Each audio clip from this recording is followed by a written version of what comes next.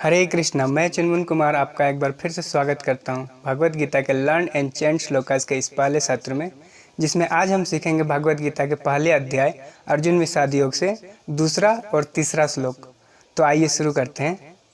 संजय उवाच, संजय ने कहा।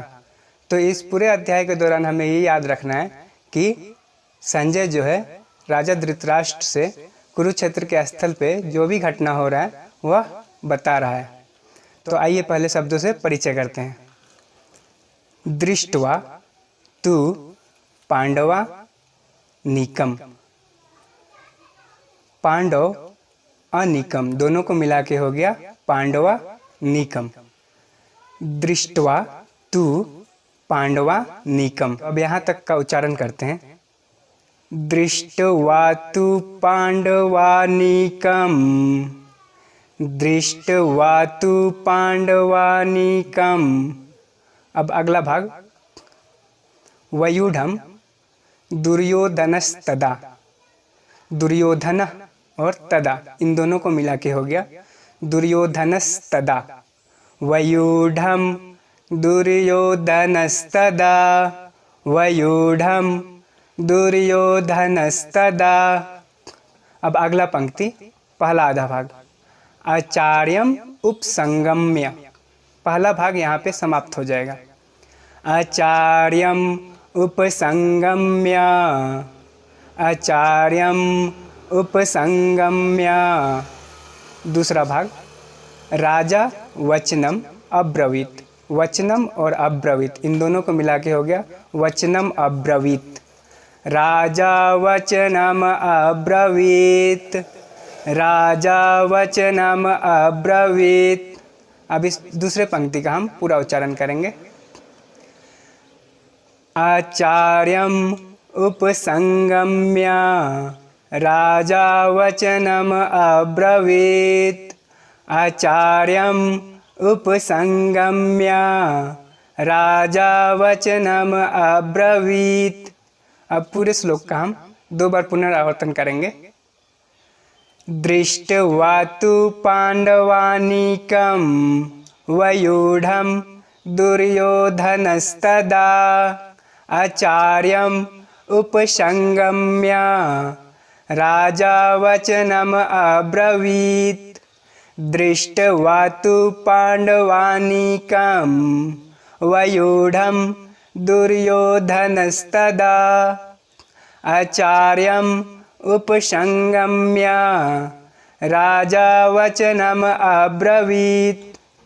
अब इस पूरे श्लोक का हम अर्थ जान लेते हैं। दृष्ट्वा तु पांडवा नीकम। इसका अर्थ यह हुआ, दृष्ट्वा तु पांडवा नीकम, देखकर पांडवा नीकम पांडवों की सेना को, वयूढ़म दुर्योधनस्तदा व्यूह रचना उनकी सेना की व्यूह रचना को देखकर, दुर्योधनस्तदा राजा दुर्योधन उस समय, आचार्यम उपसंगम्य अपने आचार्य के पास गया। राजा वचनम अब्रवीत राजा दुर्योधन ने ये शब्द कहे। पांडवों की व्यूह रचना को देखकर राजा दुर्योधन अपने आचार्य के पास गया और उसने ये शब्द कहे। तो उसने क्या कहा ये हम जानते हैं अगले श्लोक में, तीसरा श्लोक में। तो अब हम तीसरा श्लोक शुरू करते हैं। पहला आधा भाग। पश्येताम पांडु पुत्राणाम। पहला भाग यहाँ पे समाप्त हो जाएगा। पश्येताम पांडु पुत्राणाम। पश्येताम पांडु पुत्राणाम। दूसरा आधा भाग। आचार्य। पहले भाग का जो अ था वो यहाँ पे आ जाएगा और यह हो जाएगा आचार्य। आचार्य महतीम चमूम। आचार्य महतीम चमूम। आचार्य महतीम चमूम। अब हम पहले भाग का पूरा उच्चारण करेंगे। पश्येताम पांडुपुत्राणाम। आचार्य महतीम चमूम। पश्येताम पांडुपुत्राणाम। आचार्य महतीम चमूम। दूसरा पंक्ति पहला आधा भाग वायुधाम द्रुपद पुत्रेण, पहला भाग यहाँ पे समाप्त हो जाएगा।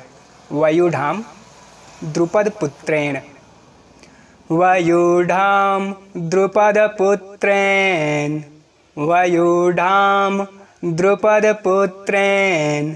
दूसरा आधा भाग तव शिष्येन धीमता, तव शिष्येन धीमता, तव शिष्येन धीमता।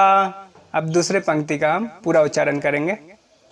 वायुधाम द्रुपद पुत्रेण तव शिष्येन धीमता, वायुधाम द्रुपद पुत्रेण तव शिष्येन धीमता।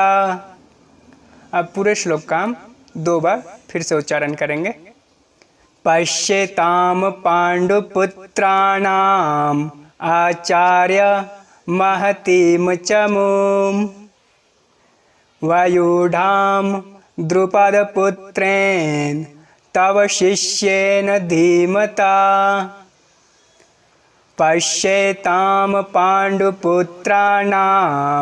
आचार्य महतीम चमूम, वायुधाम द्रुपद पुत्रेण तव शिष्येन धीमता। अब इस श्लोक का हम अर्थ जान लेते हैं। तो जब दुर्योधन अपने आचार्य के पास गया तो उसने कहा पश्यताम पांडुपुत्राणाम, मतलब कि पश्यताम देखिए, पांडुपुत्राणाम पांडु के पुत्रों को, आचार्य महतीम चमूम इनकी जो सेना की व्यूह रचना है, वायुधाम द्रुपद पुत्रेण वह द्रुपद के पुत्र द्वारा संचालित किया गया है, जो कि आपका बुद्धिमान शिष्य है। उसने जाकर यह कहा कि हे आचार्य आप देखिए, पांडु की जो सेना है उसका संचालन द्रुपद के पुत्र द्वारा किया गया है, जो कि आपका बुद्धिमान शिष्य है। तो आज का ये श्लोक यहीं पे समाप्त होता है और हम मिलते हैं अगले सत्र में अगले वीडियो के साथ। धन्यवाद।